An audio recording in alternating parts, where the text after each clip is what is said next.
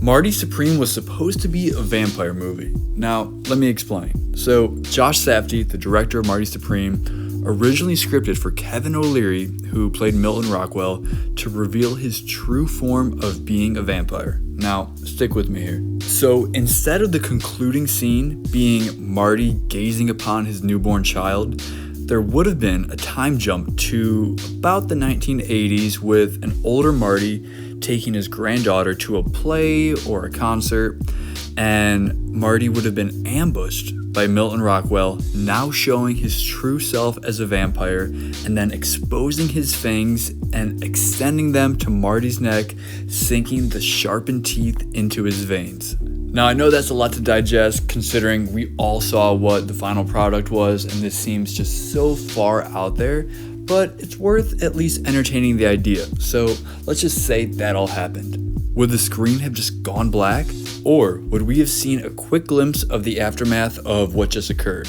Now, I think it's kind of important to note, and when I initially saw this, I didn't really consider, but he would be at a play or a concert, and Gwyneth Paltrow, who played Kay Stone, kind of the love interest, I know there's a couple of them, but she obviously was trying to get back into acting. Like, would she have been around? I'm sure she probably would have been either performing or at least in the stands or backstage, something. So that's a whole nother angle that you could spin off on this alternate ending, because she definitely would be included somehow. Obviously Kevin O'Leary, Marty, the granddaughter, and who else? They could have wrote anybody else into that script at that moment. So A24 thought Safdie was trolling when they initially read the script.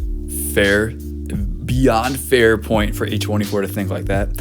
And even though I'm intrigued by what could have been, because I don't like horror movies, but I do kind of like vampire stuff, so that's why I'm kind of entertaining this entire idea. So even though I'm intrigued by it, I think A24 made the correct decision, because it was a great way to wrap up the movie. But if they somehow filmed it, I would love to get just a glimpse of what it looks like.